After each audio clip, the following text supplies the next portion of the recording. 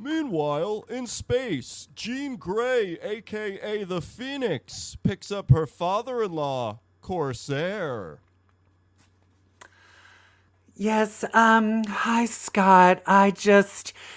You're never believe. I ran into your dad. Yeah, I know. Yes, I ran into him, and he's a wreck as usual. And, Hey, I showered.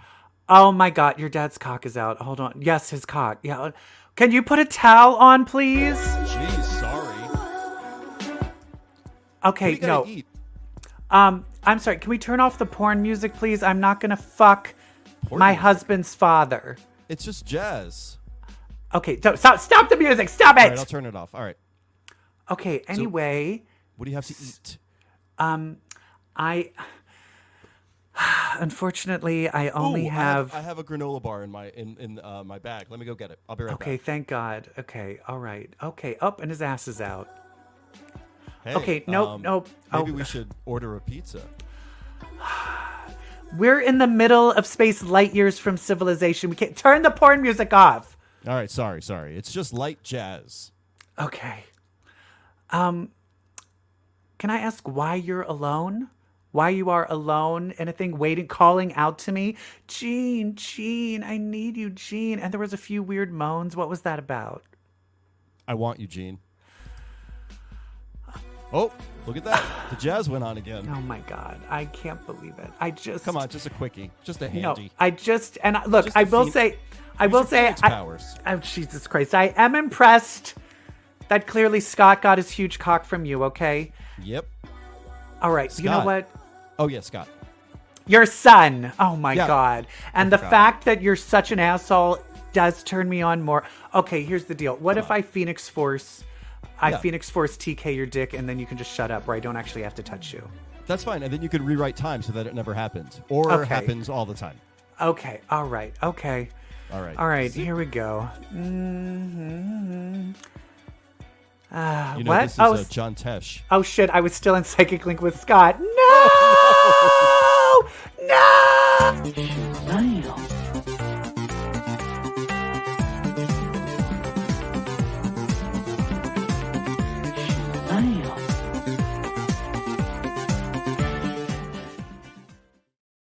Hey, everybody. Welcome to Comic Book Queers, episode 312. What the heck was that? Oh, my God. Corsair. I'm Brett, Corsair, and what this are is you doing? EvilJeff. Corsair, what are you doing? What a terrible father. Well, we've always known that. We've always known that. But he's written way worse than he even was before, which I kind of love. Know. But we'll talk about that later. Who amongst the X-Men do you think has the best father and the worst father? I think Legion is up there with the worst father. Yep, that's up there. Yep. Xavier is a terrible father. Yes. Oh my God, who's a good father? I can't think of anyone. I think Madrox probably is a good dad. Oh, probably not counting the kid, because he has another kid. Not counting the kid he absorbed. No, he absorbed one of his kids, so that's kind of shitty. He is a bad dad, Madrox. Who else has a good dad? Iceman has a terrible dad. Terrible dad. Who has a good dad? Emma Frost has a terrible dad. Terrible dad. I mean, Jean Grey had an okay dad. Yeah, is he dead now? Yeah, didn't the Shi'ar kill him? Oh, yes, they killed all the Greys. The Grey genocide. Yeah, so she can't even benefit from having a good dad because he was part of a family genocide. Yeah. I'm trying to... I guess... Is Magneto a good dad? Probably not. Oh, I love that. I love it. Is that... That's not Jim Lee, though. That's Art It's Andy Kubert. Andy Kubert. Yeah. Art Kubert. You believe it? The irony of me wearing an Andy Kubert shirt? No, right. But that's... how we feel. But that was when he was trying to rip off Jim Lee's style, so it wasn't that bad. It wasn't that bad. All right, everybody. We're going to talk about X-Men a lot in this episode because we've got 2 weeks of comic books to catch up on. Yes, we do. We have 4 comics to talk about, but there's other things to talk about too. Because I was hot topics, if you will. Ugh. Were you like? Mm-hmm. And he was all like, and she was all like, and then they were all like, and I was all like, what? EvilJeff, we have a scoop. Oh, we do? What's the scoop? We do have a scoop. What's the scoop? I'm going to get right into it. We've Okay. got an X-Men rumor. Can I flip to it? Is it on here? Can I flip to No. something? Okay, all right. There's no visual for it. We're just going to talk about it because we didn't want to go on record. So no visuals. We're just speaking to it. But a listener messaged me and said, did you hear about this X-Men rumor of an upcoming event? Perhaps the first event of Fall of the Ashes. Okay. From Ashes? Is there a name of it? Rise from the Ashes? From the Ashes. Yes. The name of it is Age of... Revelation. Yes. Age of Revelation. Evidently, there is going to be, you did not hear from us, but we are hearing that Marvel is maybe doing a comic book crossover called The Age of Revelation with Douglas Ramsey's Revelation character in the Apocalypse role. Maybe it will be an alternate reality, much like the original Age of Apocalypse. I don't know. How are you feeling? In theory, the idea of another Age of Apocalypse type like reality where all the comic books change, and that does sound fun. However, I hate Revelation. I hate Doug Ramsey as Revelation. And two, the whole alternate universe thing is being so overdone in the MCU that I do not need it. I don't need it in the comic books too. I don't need an alt take. And we're going to talk about an alt take later on in this show. Yeah, because we already have an alternate universe in what we're going to be talking about. Right? Which I was like, oh, God, it's an alternate universe from page 1. We'll talk about it. We're talking about Wolverine Revenge by Jonathan Hickman, which we'll talk about later. So anyway, Age of Revelation could be a thing. It came up while I was at FlameCon this past weekend. Oh, do you have a visual for that? Nope. Okay. No, you know why? You know why I don't have a visual for that? Why? Because Kaylin, my friend Kaylin from the Homo Superior X podcast, came running up to me at this happy hour event that they had, and the Friday night of FlameCon, and said, "Oh, I'm so sorry. We just took a photo of all the gay X-Men podcasters that are here, and we forgot to get you. Sorry." And I was like, "You fucker!" So there's this photo of like everybody with a gay X-Men podcast. And hello, first gay X-Men podcaster ever in the nation, not a part of it. So those bitches can go fuck themselves. They're all dead to me. I know they're not listening. That sucks. I know. I have a friend that might be that might need to be transferring to DC for a job, and I was going to be like, "Oh, I know some gay people that you can hang out with," but now I'm not going to. No. Well, because they're betrayers. Because they're awful. They're awful. No, they're the best. No, they're so the best. sweet. They're so sweet. They're so kind. They put together such a great event, which catalyzed such a wonderful community. So got to see people I haven't seen since last year. Got to meet new people, including this one boy from Portland who I got to say did my favorite cosplay I've ever seen, ever of all time, ever. What? Callisto with the tentacles. That is a fucking deep cut. It was, and he made me play like 5 questions to guess, yes or no questions. In 5 questions, can I guess who his cosplay was going to be the following day? Never would I have guessed. He walked past me and I was like, you fucker. I never would I have guessed this genius. I also hated that whole, but was he ugly Callisto or was he pretty Callisto? Because wasn't she pretty Callisto with the tentacles? He had the eye patch on, but I will say a very nice face on this gentleman, so pretty Callisto. Mm-hmm. Yeah, okay. Yeah. I hated that whole when Mask was like, wasn't it Mask doing all of that? Mask. Yeah. I hated that whole, I will say the whole Callisto turning into a model and then Colossus going through the Siege Perilous to be a New York artist and then falling in love with Callisto. Look at me. I can't even stomach it. I didn't like that. Yeah. You know what I want? And we're going to talk about Alien Romulus later, which brings up 2 very cool words, body horror. Okay. I want a body horror limited series featuring Mask. There's other body horror mutants too that could kind of come into play with that. Who would be our good like body horror cast? What's the one? names. Kenji? Is that his name? Yeah. Oh, Zero. Zero. I Big think body he'd be in it. Yeah. I think we would definitely. I think you could, if you wanted to go body horror. I think Marrow has the potential for body horror. Ooh, that's Since a you're really good pulling one. bones out of yourself. Let's go with Maggot. Maggot. What is Yep. Maggot's powers? Doesn't he To just have those those? two big maggots that live in his body? Yeah. But is that just what it is? Like, what That's what do they do? Is he strong? Does he actually? Just the maggots. I hate that. Yeah. Does he throw them at people? Yeah, I don't know. Who else is Who body else would horror? be a good body horror. You know, you could probably get away with a Wolverine character in there, like a Laura Kinney, like anyone who's been vivisected. You know. is Yeah, I ripe also for this think even like subgenre. a Rain, anyone that like transforms into some anyone sort who of beast. transmutates. You mean a shapeshifter? You know, A whose shit goes shapeshifter. awry, you know? Yeah. Yeah. Yeah. There's a lot of I good think- potential here. Yeah, there is I mean, potential there. Let's throw Galab Herman in there. Yeah. What if his, Oh, yeah. What if his slime, his Oh, wax, starts Anole. doing weird shit? Anole. Yeah. Chop off your. I've always said, like, I want to do one where he chops off his dick to make his dick grow back bigger, Yeah. but then it has thorns in it and he can't Yeah. fuck anybody. Yeah. Hope that's the new plot of NYX. There it is. Okay. That was a good conversation. Anyway, so yeah, FlameCon, what else do I want to say? It's the best event. I know we made a pact last year to go and then did it. I saw one of our friends and listeners, Karen Charm, and they said, where's EvilJeff? And I said, not here. And they said, you made a pact. And I said, you remember that, huh? We made a pact where we were going to go where we were on a panel and we had all these things going on, and then none of that happened. None of it. None of it happened.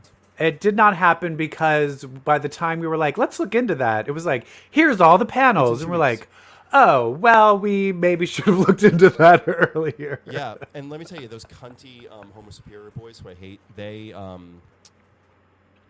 taken every good panel idea. They haven't done the we've always Emma wanted Frost to and do, Jean they've Grey done. podcast. No, they have not. They have not. And I still want us we to do can that because still I do have my those. Jean Grey cosplay now. And I am wearing that for know. Halloween. I will be Jean, Gene Grey. I'm probably going to wear like a boy redhead wig and just be Jean, like You're gonna be like Eugene Grey? like Eugene Grey. Yeah.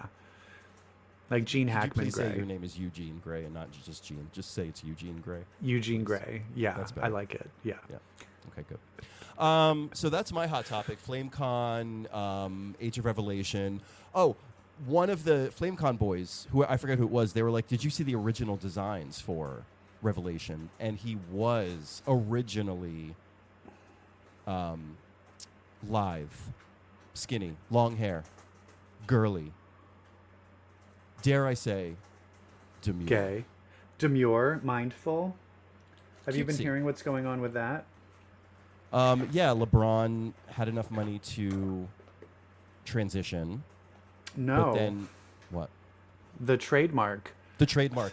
Some other she didn't get it faggot. in time. I know. Some other. Well, it's just been filed, and so it looks like some faggot. I think they think it's some faggot from Chicago, of course, Chicago, is trying to trademark it.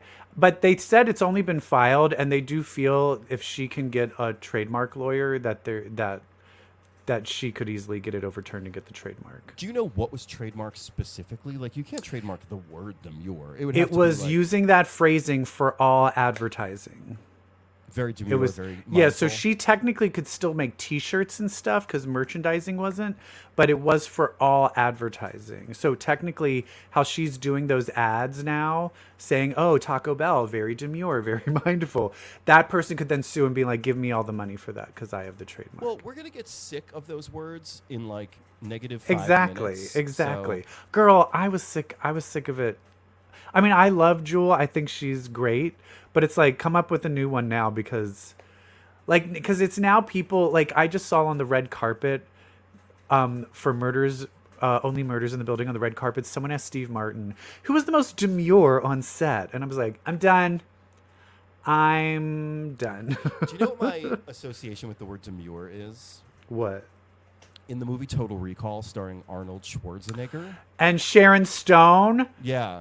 I think that after, I still like Basic Instinct the best, but that is my second favorite of Verhoeven movie. And I know I should say Showgirls is number one, but those two are just so good. So good. I love Total Recall. But when he's describing like his ideal woman, oh right, when he's like going out, he's going demure when he's going to sleep in the chair. Would you like sassy or demure? No, I thought they said slutty. Wasn't it like slutty? Slutty or demure? Sexy or demure? Demure. Demure. Yeah. Fun. What hot topics are going on in your world? I'll tell you, because by the time this airs, I will be what? Bam! Pregnant. I'm gonna be married, getting married. Oh my not God, demure, girl. not mindful. Girl, that is so I will have brat. a husband. Yes. Yes. Okay, so you're getting married, so you're just doing a small, modest ceremonial affair, right? Yes, it's just going to be like a couple people and the officiant at, like, I got an Airbnb right by my house with like a really pretty garden backyard. Oh, nice. And so we're just going to do it there. And then how many people will witness you and Joe get married? Like firsthand. Like 7. Great. And then they'll all die one by one, mysteriously. Yes, no, and then I'll have some, like, we're gonna order Goop. Gwyneth Paltrow's Goop, which I know, but it's so delicious. And then we'll eat dinner, drink champagne, and then we will go to the bar where we first met, called the Idle Hour. Cute. And then there's gonna be like 30 people there to like celebrate. And then we get to spend the night at the Airbnb, and then we have the next day off, and then we just go back to work as if nothing ever happened. So you're doing this on a Monday? Because it's our anniversary. Oh, cute. Yeah, good, because you only want to remember one date. I know, right? Well, we were like, what should we do for this anniversary? I'm like, let's just fucking get married. Let's just, because both of our parents were like, this is taking too long. And we're like, I know, but the money and to get everybody. And they're like, just fucking elope. And we were like, all right, if you're okay with us eloping, then we're fucking doing it. So you're eloping, you're running away across the street to an Airbnb. Yes, I'm eloping across the street. Oh my God, I love it. I could just see you picking up your wedding dress in your Converse sneakers, running over. Yes, we have the outfits and everything. I'll be wearing an Armani suit. Ooh. With the pink shirt. Please send photos. Yes, and there will be, as a video editor, I'm filming it and miking it, and there's going to be some fun. There's going to be an edit. Yes. Yay, so everybody please in the comments wish EvilJeff and Joe a happy wedding. What do you say to people? Yay. Happy wedding? It's all downhill from there. No, I don't know. I don't know. Anyway, that's what's going on with me. What else are we? Are we ready to talk about? I think we're ready to talk about the X-Men comic books. Oh, we are. Are we doing that? Is that what's next? Let's do that first. That's what's next in the slides. Anyway. Okay. All right. Where is it? It's mutants with powers, Omega for hours. Bitch, let's read some X-Men. Bitch, let's read some X-Men. And we did. 2 weeks worth. 2 weeks worth of X-Men. Which one are we going to start with? Let's start with X-Men number 2 by Jed MacKay and Ryan Stegman. I hate these. I'm just so bored. I'm so bored. There's just nothing going on. There's nothing to it. There's nothing fun. Because the first issue, they established this new Orcus offshoot. What were they called again? The fourth world, the fourth species. The fourth species or whatever. And people were like, oh, they're mutants, but these mutants are adults. They got their powers as adults. And it was like, oh, did they do this? And here in the second issue, there's another adult that seems to have sparked a mutant power. And he sparked like a huge Omega level reality warping, it looks like. Yeah, so he basically wished an alien invasion into... But it seemed like he's like an insane conspiracy theorist, so then he made an alien invasion happen. Yeah, so he's a MAGA weirdo, and then that's and the other thing that I hated is when they were like showing that, and then they were like, "Oh, we're battling it." I was like, "Oh, that's just his power." like I saw it coming a mile away. And so then when they was like the reveal, I just don't. I'm not seeing, like, where Gail Simone's, there's mystery, there's intrigue. What's the thing called? Endling? Endling, creepy young children coming out of the forest. Rogue is like, what am I here for? I'm not getting any of that in this comic. No I mean, it's just kind of Cyclops being like, yeah, you had Sentinels here, and now we're here in Alaska, so yeah. Like, I'm not getting what the... Why? What's the... Not getting the why. Because the world needs X-Men, that's why. But why? Yeah, it's just not compelling. And I mean, sadly, it is the... Who's writing this? It is Jed McKay. And I'm yeah, not sure I think it's just... It really is... And I will say I'm also not a fan of the art style. Yeah. It's very much this Wolverine and the X-Men feel to me that I never really liked. And the writing just isn't... It's not compelling me. I think the problem is like... Gail Simone just really hit it out of the park. It really grounded it. So now I'm really comparing everything to that, and it's just not holding up. Yeah, I agree. And then that guy turns out to be like, they didn't kill him. They act like he was killed, but they didn't kill the guy. They took him by secret. And now he's like passed out, and it reminds me very similarly to like Bendis's. Bendis had an X-Men story where that guy was like super powerful, and then he had his powers turned off and he didn't realize. Was that Matthew Malloy? Isn't this just Matthew Malloy all over again? But not only that, in X-Men Green in the digital comics, when there was a part where when it was the old ladies. Who were the old ladies? Bad guys. Green Time. When Green Time, and there was a point where they were trying to get her to release. Oh, I believe you. There was also like some powerful mutant locked away somewhere, and then she decided to free him because he was like too powerful for his own good. Yeah. And then like what? This has already been done before. Can we also talk about how we have a secret mutant locked away is popping up in every book? Mm-hmm. Like this one, we have the secret mutant locked away. The Xavier's mansion turning into a prison in the other book. Xavier's locked away. And in NYX, we have the secret council is like hidden away. X Factor, which we'll talk about next. We have a secret mutant hidden away.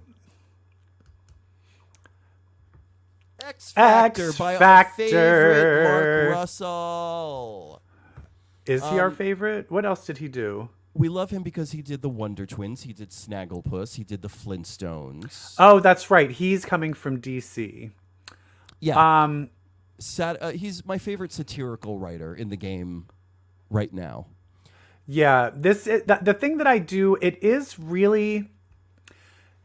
very much honoring because for me, when you go into X Factor. For me, who's the name that comes to mind? Who is the heart and soul of X Factor? Creators. Peter David. Yeah. Is Peter David. And this feels very Peter David vibey, where there's like comedy. It's all about the government. It's the government and then trying to like, it's definitely has that vibe. I'm not sold on it completely. Yeah. I would say this is like this. The way this book felt to me is as if Mark Russell were like a director of the MCU having to deal with Marvel Studios. Like, it's like Mark Russell, but contained and controlled. You know, we're so used to his books that he has more free reign over. Yeah, he kind of has to stick to some normalcy. He has to stick to some bigger picture things. Yes. But, you know, and then there's also, and I don't care personally, but there's also, you know, he kills off some characters that maybe mean something to people, like pretty much people from our age group specifically. Well, let's talk about who he kills off. Because, well, first of all, there's a new, this team, I think some of these people, I don't even think these people were even shown before. But we have Angel, we have a shapeshifter named Cameo. Not shown before. And then we have an Asian machine controller. What's that called? Cyber. But what's that power called when you control machines? Technopath. Yeah. We have Feral, who no one likes. So no one likes Feral, but she's going to make it to the next iteration of this. But team. we do have an original X Factor character from the first X Factor run. We have Mr. Rusty Collins, aka Fire Fist. So great to see Rusty Collins back. Where's Skids? Skids, I know. Last we saw her, she was a S.H.I.E.L.D. agent. Oh, right. That's right. Anyway, it seems that they're just... what is the... Is it the government or is it just a corporation? I'm like starting to not remember. What is the difference? It's the government. It's the United States, and they hire a very corporate kind of guy. Okay, yeah. It's because they do General have... Mills, which is a great name, by the way. Yeah. General Mills is the government person in charge of all this, and she hired the slick corporate kind of head of the team by the name of Roger Broderick. Which is, I'm surprised that they did not bring... I feel like this was a very... What happened to Valerie Cooper? Is she dead in the comics? I have no idea. Where justice for Valerie Cooper? She was just brought back in X-Men 97. She had a big part. I think this was a perfect time to have her be that liaison. But she's not instead of General Mills. Yeah. Yeah, but then you don't get the cereal pun, so. But the thing that was interesting is that there's like very pro Krakoans group, like mutants that are like, fuck you, you're siding with America. And then there's like the super right-wing groups that are like, fuck you, you're mutants, we hate you. And I was like, oh, yes. Oh, yeah. This is what it feels like to vote lose. for Kamala Harris. Yeah, right, exactly. As both sides hate you. She's going to win. All the people who are like the more pro Krakoa, they're wearing a T-shirt. Yes. Of a man named Jovius, wearing the likeness of a man wearing an eye patch with the name Jovius. What does that mean? What does it mean? I don't know, but that's more foreshadowing of a character coming, because even Miss Lorna Dane, who, by the way, would never go back to Alex Summers, who, by the way, would never join a cult like this Jovius thing, she's wearing one at the end.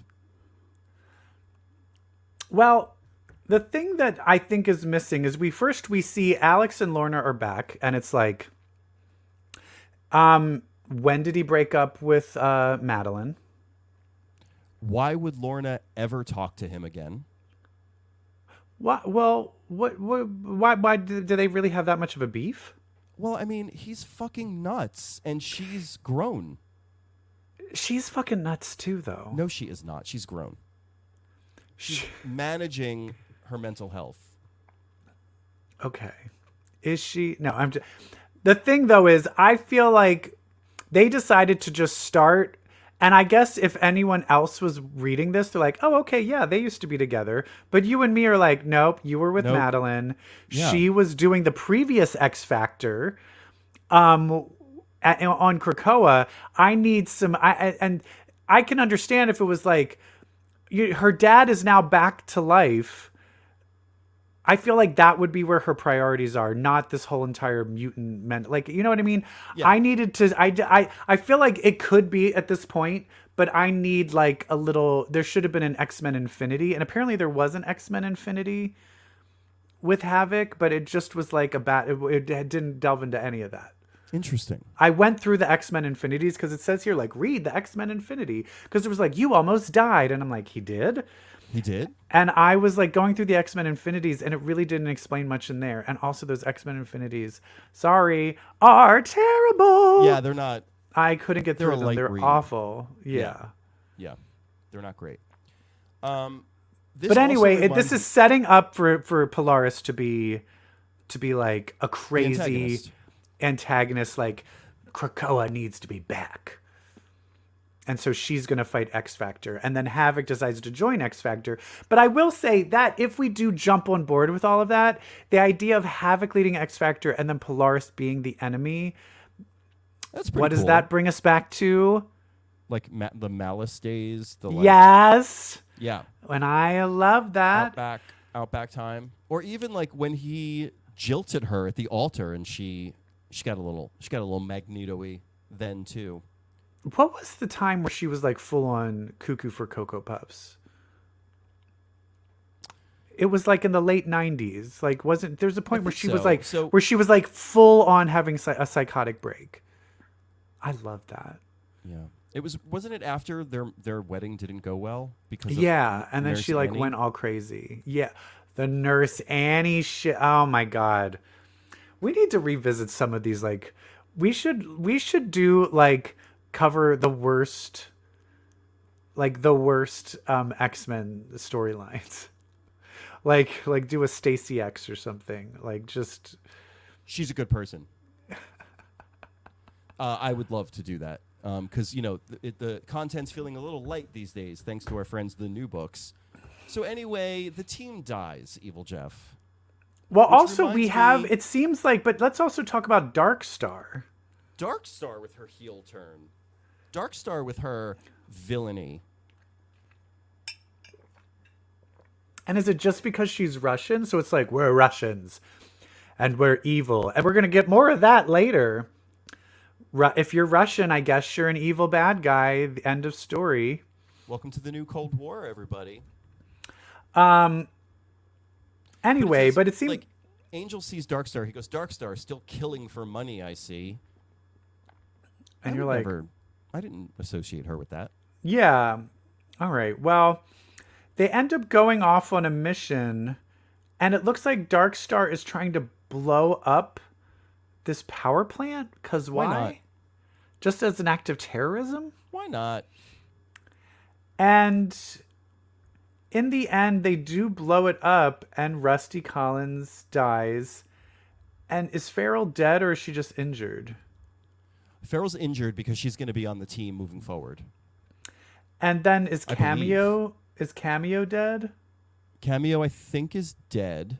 Rusty sure is dead. Rusty Collins, Firefist. Okay, yeah.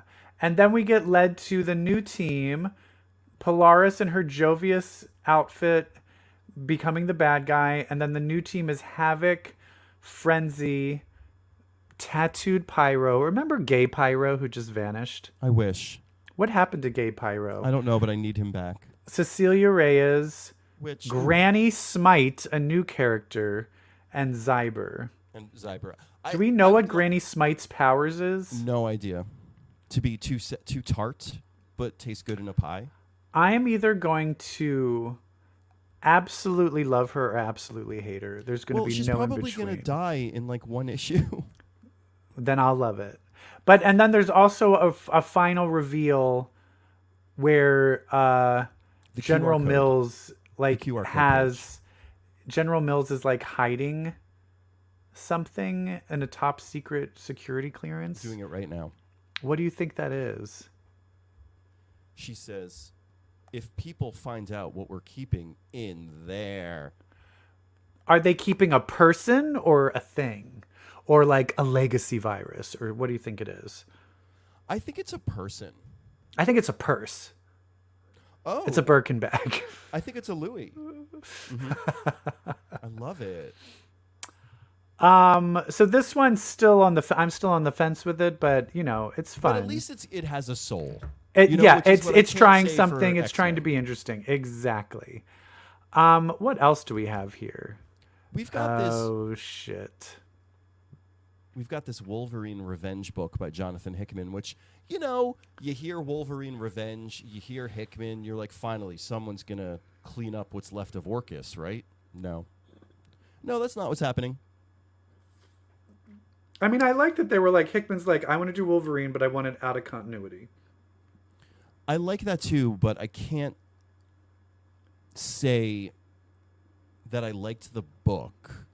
Because remember they just had another Wolverine one where it was like all the different versions of Wolverine, like a lady Wolverine and and they were all fighting. Couldn't get through that one. This one, it takes place. So I'm like, this is like Matt Reeves' Batman. It's just its own little world with Wolverine doing his own thing. Like, did you ever see the Japanese Wolverine anime? No. Oh, I have. From 2010. Yeah. Like Yeah. that. I like that. It's good. I like that kind of fun stuff. This, nope. It starts off that Asteroid M crashed. And basically, it's like post-apocalyptic again. And I'm like, another post-apocalypse? Like post-apocalyptical world? What is this? Age of Revelation? Well, it seems like Asteroid M fell and landed on Montreal, so fuck French Canadians. They purposely made it a Canada to make it more personal to Wolverine, I guess. But so that we aren't too upset about it, they made it the French Canadians because, we don't really care about them, I guess. Right. But apparently when it blasted, it said it killed 100 million people. There are not 100 million people in Montreal. So that means it had to have killed a huge radius around. And that would probably include, I don't know, the whole Northwest of America. It was an EMP. Magneto set off an electromagnetic pulse. So I think that went around the whole world. Well, no. That affected, they said that the pulse affected everything through Europe. Oh, right.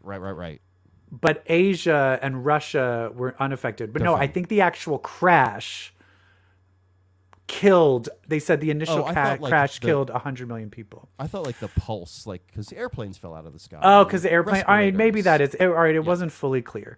But anyway, so then it was like Captain America, Bucky, Maria Hill, Nick Fury, and Wolverine. And Clay Quartermain and Dum Dum Dugan. And they all decide to go, because apparently the Brotherhood of Evil Mutants, run by Mastermind, Deadpool, and Omega Red, and Sabretooth. They happen to have the only power plant running. And so they need to get the grid up so that they can give power to the rest of the world. And I was like, one power plant's not going to do. I didn't really fully get how that didn't make any sense to me. So they go there, and then Deadpool, Sabretooth, they just start brutally chop off Maria Hill's head. Fucking brutal. I mean, this is a Red Band comic, so it's full on gross violence, people being chopped up. And then Captain America, Bucky, and Wolverine get kidnapped. They don't get killed. No, they get bombs put in their chests. And then they're like, and then he's like, I never thought you would do this, Petey. And it's You're like, Colossus. Wait, what? It's Colossus? And Colossus was like, yeah, fuck you, Westerners. He's basically like, now it's time for States. Russia to shine. What? And I'm like, what? And I guess it's another. Well, I guess it's a different continuity. Okay. I mean, I think it was like Hickman, I guess, was part of the one writing Colossus being an asshole, but he was also being controlled by that book writer mutant at the time. And Hickman, I think, didn't get the memo or whatever. So it's all kind of run by Colossus. And then he's like, we're going to let you guys go, but we have a bomb in you, so don't do anything. And then they run, and then Deadpool's like, and then blows up Captain America and Bucky. What is the point of it? And Wolverine. Oh, and Wolverine. But he's fine, I guess. Things are just so off in this book. Like, yes, it's an Elseworlds. Yes, it's an alternate reality, but it's little things like this that I'm like, what am I reading? So it's Nick Fury, and it's old Nick Fury. He's on the helicarrier. He's getting all this stuff going. And then Mastermind takes over the pilot of the other helicarrier, and the two helicarriers fly into each other and blow up. So Nick Fury is dead. When everyone is parachuting out of the blown-up helicopters, Captain America is smiling as he's Nick Fury just blew up. Yeah. And Captain America's like, no, I did know. Yeah, that was very like, look at this cool picture. And you're like, everyone's dead. None of it makes any... It's like, it's one of those books where it's like, I have a really cool idea for a plot, so character be damned. But here's the other thing, is I feel like these days, plots are either like, I'm vacationing in Japan, and then this tiny little weird thing happens. Or the whole entire world is ending. Like, I feel like it's either nothing is happening and there's no stakes, or the entire world is ending. I feel like, can we get something in between? Can we get some in between? Can we get a little more demure? Yeah. little more mindful. Thank you. Also, can we get Wolverine with a cut crease? You are big on facial reactions in comics. Mm-hmm. Everybody is wearing the same face in this book. Everybody's got this dead, shark-eyed stare. It's so odd. Yeah. Now, here's what I'm excited for. I'm excited for Wolverine to kill Colossus, Mastermind, Deadpool, Omega Red, and Sabretooth one by one, Kill Bill style, because that's where I think this book is going. Oh my God, I can't believe you said that. Joe was watching Kill Bill last night, and I sat down and was rewatching it. Are you fucking kidding me? And I was still complaining about the opening scene.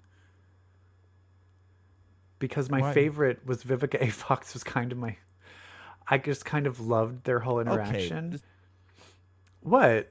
What's wrong with Vivica A. Fox? Oh shit, you're frozen. I'm fine. But okay, there you are. You're back. But no, in Kill Bill, there's a point where she's like, "Know what we're gonna do? At 2 a.m., you're gonna meet me at the baseball diamond, and we're gonna have a knife fight." But then she kills her, and then I was like, I wanted that. I wanted the baseball diamond knife fight in Kill Bill. But anyway, fun, great movie. But I like the whole making breakfast for my kids fight. Yeah, that was too. I wanted it all. I wanted everything. But that being said, if this is done as a Kill Bill, I'm going to start coming after you all one by one. That would be interesting, but I think I would have much preferred a much different setup. Exactly. I think it would have, like, if we opened it up with Damon being killed and then he's like, right, like, you killed Bucky. Wolverine? That's not Wolverine that's not doesn't personal. care. It's not personal to Wolverine. Yeah. And then we just did personal. We're Helverine, I guess is what we call him now. What's his name? Dakin. Dakin was killed already by Sabretooth in that previous comic. I feel like everything's been done before. I want something new, something different. I think this is where you talk about the brilliance of Chris Claremont. When Always they were like something different. But they were like, why don't you do a solo Wolverine book? And he's like, I don't really like Wolverine. We'll do a solo book. Okay.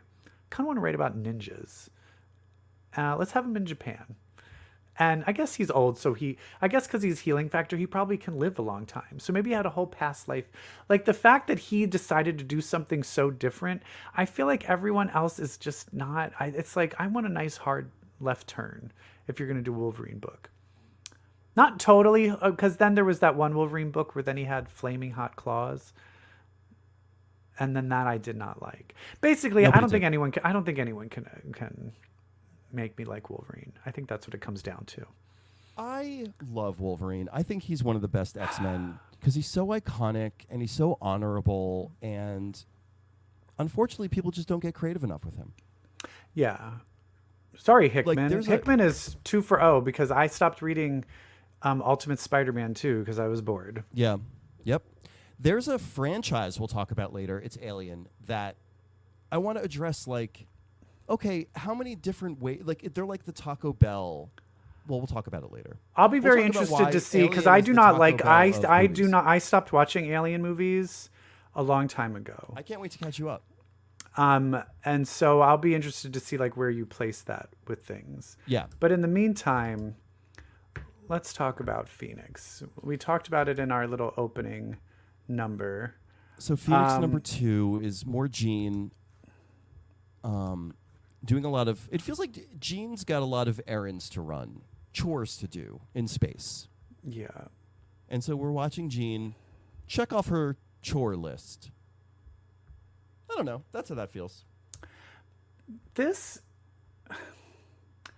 fact that the closest mutant main character in this is Corsair. No.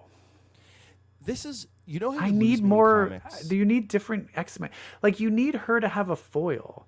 Like, there needs to be an Emma Frost. There needs to be, and Corsair being her foil of like the dad that kind of wants to fuck her. That's not the direction it should be. You need a foil. And I think that's what Corsair is, but wrong direction. Wrong direction. Yeah. It's perverted and gross and weird. Like, the foil shouldn't be a lecherous older man.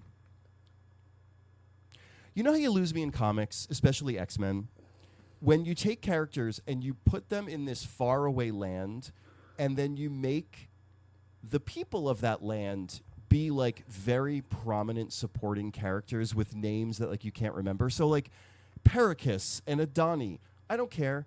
I don't care about these random space people with these weird names that aren't catchy. I don't like when there's like there's so many other characters that you can bring back that are faraway space characters. You know? Yeah, like just these generic, they're just generic space characters. And yeah, give me a warbird. Give me a gladiator. Give me an oracle. You know? Give me a manta. You know? Where's Cannonball? And is Cannonball in space still? Yeah. Yeah, bring that. That's what I'm saying is like, you have these characters. This is the thing is I feel with this From the Ashes, everyone was like, I get to make up new characters now. How about we don't? Great. You still don't. You have so many toys in the toy chest. Because I'll tell you this. Stop buying new ones. Who was the one from The Sins of Sinister? Who was the one character that we liked? Yeah, that guy. Iron Blood. For every Iron Blood, there's 100 characters we don't like. 99 times out of 100, your new character is going to suck and be terrible. Ironfire is interesting because he has a cool power. And like an original power, a cool look, and he's gay. Yeah. And he's that's got a slutty little... Where's that in Phoenix? Where's that character? The Twunks? Where are the space Twunks? Because we also can have the Hulkling. Demiurge, you know, Hulkling, Wiccan. Let's get them involved. Like, there's just so much fun characters that no one's doing anything with. And it's so weird. It's like Jean doesn't need to eat. She doesn't need to breathe. But boy, is she tired. I don't know. She's mentally exhausted. Oh, God. Perpetually. But basically, the Black Order... And like the Black Order... is kidnapping people. They're too high class for slave labor. I don't know. Yeah. Is that what they're doing? Is that all that is? That also seemed very, like, unclear of why they were kidnapping a bunch of people. I don't know. Anyway, this book is not it. This book is not it because you have the potential to be so high concept and so meta and cool with, like, Jean going into space and meeting, like, the cosmic echelon, like the cosmic pantheon. Like, get these guys. Where's the in-betweener? Where's Chaos and Order? You know? Mm-hmm. You know? Where's the games, where the Games Master people? Yeah. Come on. Well, bring back Gail Simone. I need some Gail Simone. I don't know. Bring back Gail Simone. Should we talk about things we watched? Let's do it. What you watching? Is it me naked? No? Oh, fine. What are we watching? What are we watching? So, as I mentioned, we have the 1, 2, 3, 4, 5. I want to say the 7th installment of the Alien movies. There's if you don't count 4 Alien versus Predator. No, I don't think you should count that. But there's the 4. There's kind of the 4 older ones, and then the 3 newer ones. Yeah. So it was Prometheus. What came after Prometheus? Covenant And Romulus. Okay, so can you give me a quick ranking of all of them? I've never seen Alien Covenant, which it completely got by me. I don't know how I missed it. I missed. All right, Alien we Covenant. won't. We'll automatically count that in 7 since you haven't seen it. I mean, I would say, you know, the first one is the best one. The second one is the second best one. 3 and 4, I think, are cool, especially 3. It's David Fincher. 4 looks cool, but it's a forgettable. hot mess. Yeah, and then Prometheus, it kind of was a victim of the expectations game in that a lot of people thought it was going to be aliens, and it wasn't. But it does tie in at the it ties in. But Prometheus's contribution to the lore, I feel, it should be up for discussion. So I'm not sure how much Alien 3 and 4, or like the original 4, I'm not sure how much they went into kind of the origins of the alien, like the black goo that brings horrible life, the engineers, the big white muscular people that like Prometheus was like, hey, these big white muscular humanoid aliens, they created the human race. That's literally the first 60 seconds of Prometheus. And you're like, is this aliens? And so now you've got this franchise where part of the lore is these big white muscle dudes who created the human race and also was using the alien as a weapon, which I think was established in the first one. Because the first one, there's that scene where they see the space jockey, like the big humanoid skeleton thing that's in the wall, and it's like merged with a big machine, and its chest is burst open.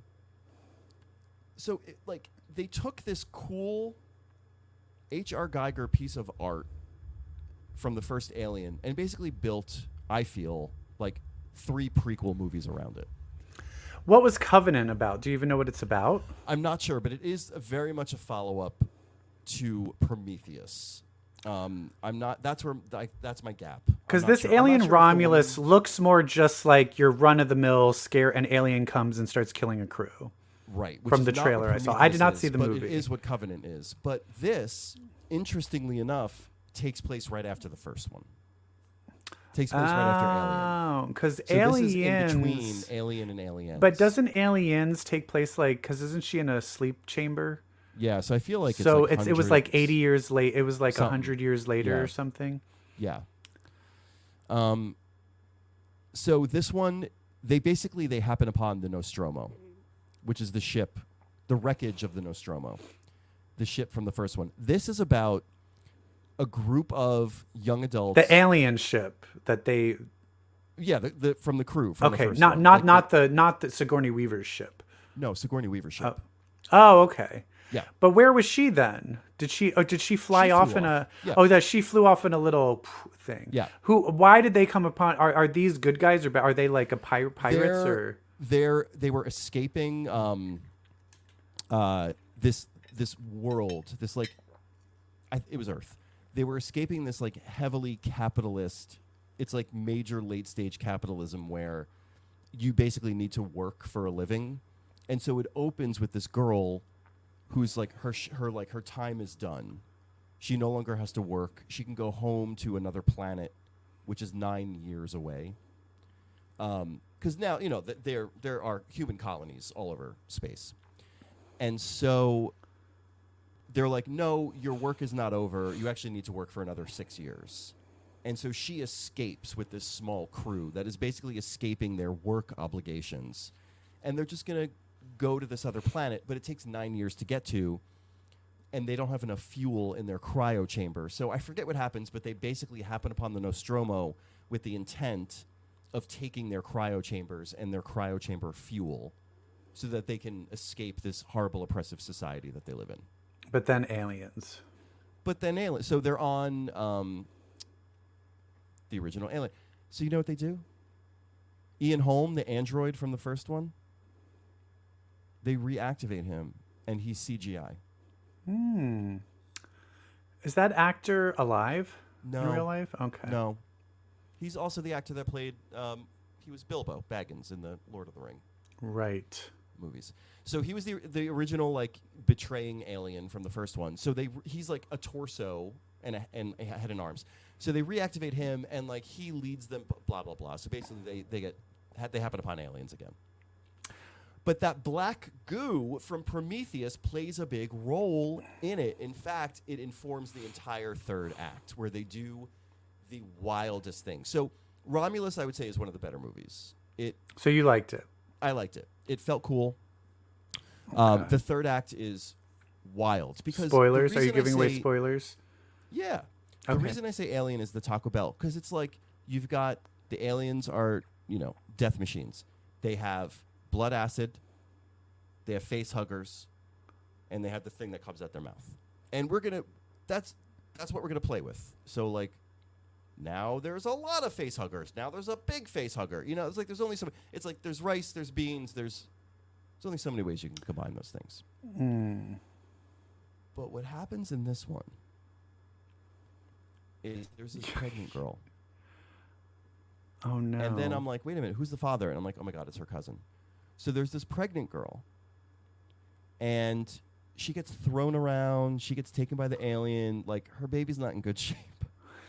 So she heard from the android in this movie that this black goo from Prometheus restores life. So what does she do? So she starts, like Boba, she starts slurping down the black goo. She injects it into herself. And then she escapes with our lead and our android, and everything's good. They put her in a cryo chamber. They're on their way to that planet, the survivors. All of a sudden, her cryo chamber is like, rah, rah, rah. She went from being, they take her out, she's like, she went from being a little pregnant to a lot of pregnant. And she delivers her baby. The brood. It is a half. Just Michael Fassbender just like comes out. Right. Michael Fassbender's the first one to use the black goo in Prometheus. Anyway, it's this humanoid alien creature that just like comes to adulthood as soon as it comes out of her. It looks like. Does that kill her when that happens? Oh, for sure, because it escapes and then gestates, comes back as a huge adult. It literally looks like a Lithuanian basketball prodigy. Oh, is he hot? I mean, a little. But he's also 12 feet tall. Do you see? Does he have a dick? Does he have a dick in it though? They don't show his dick, but I'm sure he has a dick because he's got like humanoid features, but also like spine coming out and a big tail. Okay. And also another little guy that comes out of his mouth. Oh, nice. Hot. And so when he comes back to the woman, so you have another head to give head. Mm-hmm. Sorry. I was cracking up because she went, and she like puts her hand down in her tit. And she like picks it up and looks, and she's lactating that fucking black goo. And the thing comes, and it's like, baby want a nurse. Wait, I thought you said she was dead. So she didn't die after giving birth to it? No, she died from it nursing her. It like sucked her soul out? I don't know. It's just like, it's like sucking on her when the hero comes in, and then it just like throws her. It was like... You know who it should be with? The bitch from Barbarian. Like, if the bitch from Barbarian and this thing were together, they would be such a power couple. So yeah, crazy. You know, but the rest of the movie is like, and one person's gonna die of acid blood, and one person's gonna die of the thing that comes out, and one person's gonna die from facehugger. You know, it's like, okay, all right, we get it. Did like just one person survive at the end? A girl and her android survive at the end. The android is the best part. The android it's like an older model. So I would liken this character to a neurodivergent human is how this android kind of the Anya from Buffy. Yeah. So android is cool. Crazy human alien basketball kid is cool. The rest is an alien movie. Yeah. You know, fun. Is the action scenes, is it tense and good? Action is fun. It's tense. I always want more running from aliens. I don't know. Like, I feel like now they have to get creative with the ways people die. So there isn't like a good old fashioned it's just an alien getting you. My YouTube algorithm has started playing 90s Siskel and Ebert reviews. Really? And I recently watched their review of Alien 2. Did they hate it? Siskel gave it a thumbs down. Ebert gave it a thumbs up, but he hated it. But he recognized that it's a well-made movie. Do you know why they hated it? You felt so tense. Like you could never relax. The action was too much. And I was like... What? Are you... Oh. And then I was like, I guess action movies weren't... Yeah. I guess, like, nowadays you're like, no, that is, like, the standard. It's the gold standard. Probably. And they were complaining about it. So then I started going down a rabbit hole of, like, what did they think of Scream? Oh, God. Ebert loved it. Said it was one of the best horror movies of the 90s. Ebert was like... It was so mean. They just like killed Drew Barrymore.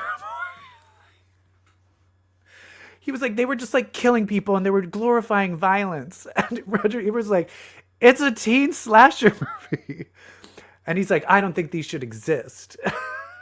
Oh, that Eugene Siskel. Anyway, I'm not gonna watch them. I just gave up on the Alien. I just don't care. I mean, it's like, you know what you're getting. And you know what? But maybe I should, because at least you enjoyed that. Because are we going to talk about the Umbrella Academy series finale? I mean, when we do our end of years and talk about the worst things, I dare something to be worse than this. What did this you hate is about one of the worst pieces of shit I have ever seen. The whole idea that they're like, let's create a bus subway system that never existed before that can go to all these different universes. Okay, stupid. I hate it. It's dumb. Stupid. Then let's take the young character that is underage. And yes, technically now he is 18. And let him have an affair with a 35-year-old. This person who has been acting with this woman since he was underage. So I'm also... Yep. Also, they're trying to establish emotional bonds with Ben's character to the rest of them. This is a character from a different timeline that doesn't have any emotional connection to everyone. So you're already another strike right there. And then they're also trying to get their lives together, but they're in a universe that isn't real. And what they did here, spoilers for everybody, what they decided to do is like, oh, the thing that was wrong is we will always just, one of us will be the cause of because the apocalypse is Ben is causing the apocalypse. Before it was Vanya was causing the apocalypse. It's always one of them is going to cause the apocalypse. So they're like, oh, we all just have to commit suicide and erase our existence from all the timelines that we were never there. So they did that. They they joined the goo. It sucked their marigold dust and they never existed. And so the whole show never really happened. So there was no point for me to ever watch this piece of shit. How are you going to end a show by saying and mass suicide with everyone just committing suicide, being like, guess we're all dying, and then they die, and then that's the end. That's it. And like it wasn't even like they died in isolation from one another, which was and they literally and then Ben died, and at first they're like, we need to save Ben. No, well he's dead. All right, anyway, who cares about him now? Why? And like their last words were "fuck you," like.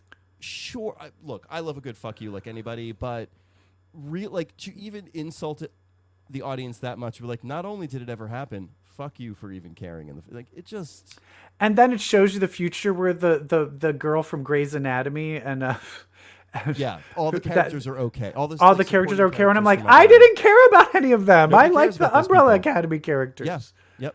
Nobody cares that she's now also the fact that a cool character. The fact that they established, Allison, that her powers have been upgraded. Yeah, now she really is like a reality warper.